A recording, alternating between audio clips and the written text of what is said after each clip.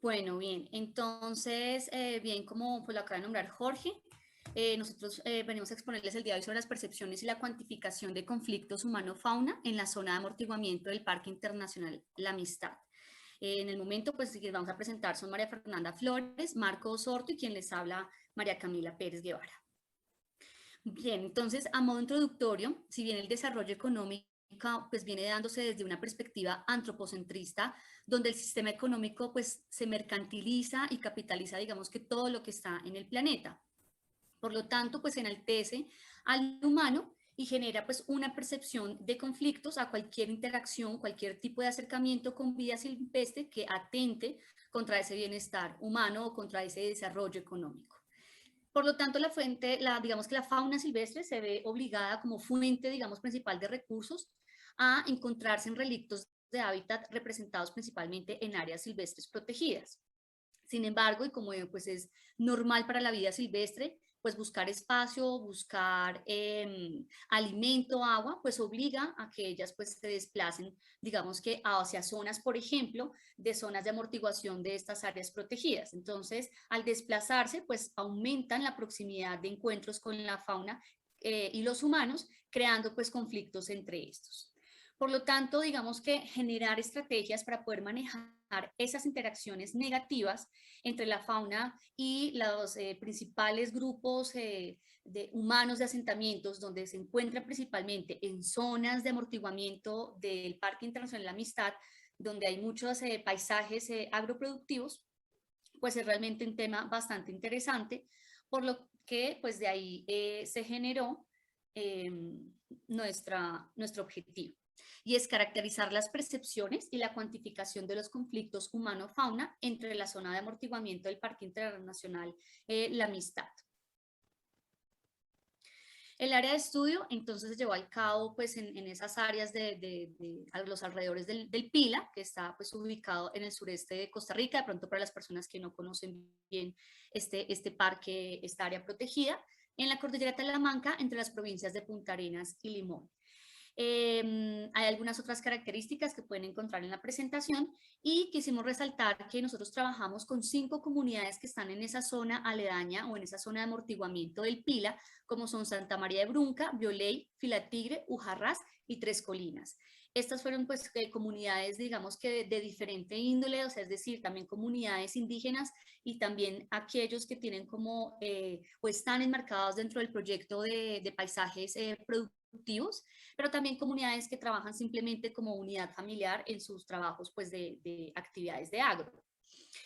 Ya entrando entonces en los métodos, digamos que hicimos un análisis de triangulación donde el primer eje pues es la revisión bibliográfica, que esto pues se desarrolla a lo largo de todo el proceso de este proyecto, y también tuvimos pues desde el paradigma cualitativo y cuantitativo pues la parte de abordaje de los grupos focales de las comunidades que ya les mencioné. Entonces el análisis de conflicto se realizó pues desde esa triangulación y para la parte digamos de los métodos cualitativos que hace parte de la investigación social, pues fue a través de entrevistas semiestructuradas y desde la parte cuantitativa a través de unos cuestionarios en referencia con respecto a las pérdidas, en cuanto a porcentaje, cuáles son las especies, los dueños o los administradores de las fincas o de esas zonas aledañas pues de la zona de amortiguamiento y pues daños también en los cultivos. Entonces, los análisis de los datos se realizaron en forma descriptiva a través de la comprensión de los paradigmas, como ya les mencioné, y también el interaccionismo simbólico, teniendo en cuenta pues estos dos paradigmas. Esto hace parte de todos los métodos de investigación social, pero también dentro de lo que se conoce como las técnicas de investigación, incluso para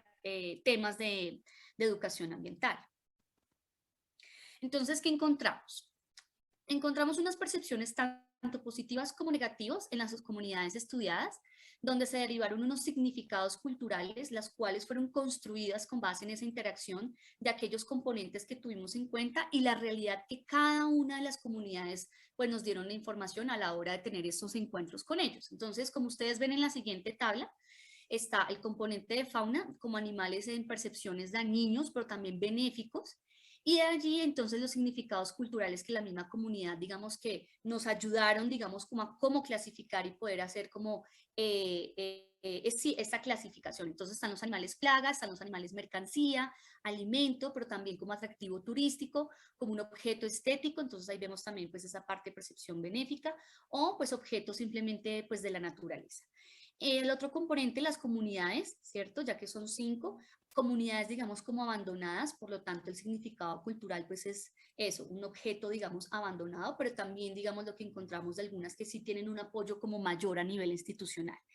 Y precisamente ese otro componente, pues es la parte institucional.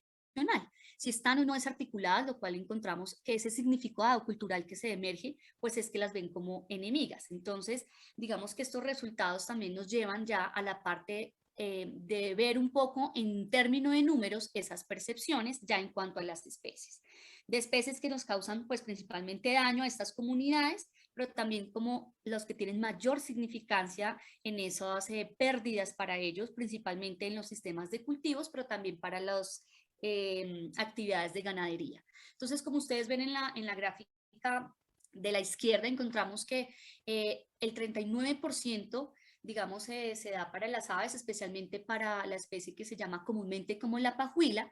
y está también el 27% por las hormigas llamadas sonpopas. Ahora, por la actividad ya de la ganadería, encontramos ahí en la derecha el 66% por parte de daños causados por el jaguar, seguido por el vampiro, en este caso pues se refiere a la especie Desmodus rotundus, y pues a los coyotes.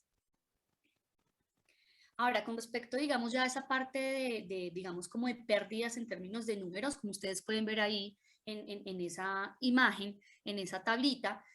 digamos que lo que se logró a través de la información con las personas, con los dueños de las fincas, es que pues es un total de 28.315 colones, y como vemos, pues hay unas imágenes muy discientes precisamente de esas interacciones que pues da a una significancia de negativismo, precisamente por las pérdidas que tienen a nivel pues de sus cultivos y pues de los animales pues de ganadería. Entonces,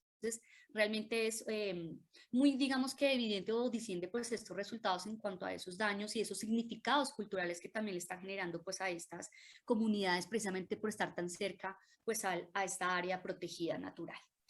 Entonces, aquí en las pérdidas de los cultivos, entrando un poco más a detalle, vemos que las pérdidas por interacciones negativas con fauna silvestre en los cultivos se da principalmente en la comunidad de Tres Colinas, seguido de Filategre y finalmente digamos que Violey. Y ya en cuanto a los animales silvestres observados por esos afectos a los cultivos, pues ustedes pueden ver como les nombraban la primera parte, que está por la pajuila, la sonpopa, pero también encontramos a la dante y el murciélago, y esto está relacionado, digamos que particularmente, por ejemplo, en estos dos últimos, para la comunidad de Tres Colinas y para Filatigre. Y en la última, los principales tipos pues, de cultivos que son como frutales, frijol, café, que pues también es parte importante de las actividades económicas que hay pues, en Costa Rica. En cuanto a las pérdidas de ganadería, digamos que cabe resaltar pues también esas pérdidas por esas interacciones en Santa María de Brunca, de 14.000 colones, luego Tres Colinas y Fila Tigre. Asimismo, entonces, la relación con respecto a... Ay, sí, perdón, les corrijo un momentico, en la gráfica anterior son 28 millones, perdón, ahí el pequeño error. Y con respecto ya a lo que son animales silvestres observados por los encargados y por los dueños de las fincas atacando, perdón, los animales domésticos, entonces encontramos pues de nuevo el jaguar, el vampiro, zorros y coyotes, pero principalmente las comunidades de Santa María de Brunca, Filatigres y Tres Colinas. Camila, 2 minutos más, por favor.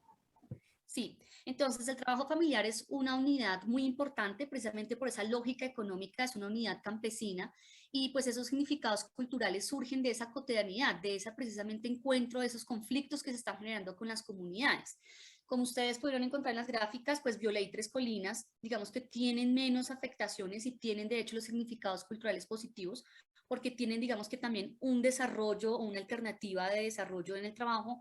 a diferencia de las otras comunidades como Filatigre y Santa María de Brunca, que no tienen un apoyo institucional, digamos que no están cobijados bajo un proyecto de pronto más organizado, ellos como comunidad no tienen como muchas alternativas de ingreso, y vemos aquí entonces pues que la interacción entre los actores involucrados y las instituciones pues debe ser esencial, y poder integrar también pues esos procedimientos y configuraciones también desde el punto de vista de cada comunidad, ¿sí? Es decir, que cada uno debe ser, digamos, de diferente. Por eso creemos que esos procesos también deben ir acompañados también como una interacción entre las otras, es decir, por ejemplo, que Bioley, que está, digamos que amparado con una fuerte presencia institucional, pueda, por ejemplo, llevar sus experiencias a Santa María de Brunca, ¿sí? O Filatigre, y así poder como coordinar también pues esas prácticas de educación ambiental que son tan importantes para la investigación de acción participativa y esos encuentros de intercambios. Otra, digamos que conclusión es que también no solo estos procesos de conflicto se generan solo porque la fauna se esté moviendo hacia estas zonas, sino también los procesos de deforestación o de aumento de monocultivos. Entonces esto puede acrecentar esos conflictos de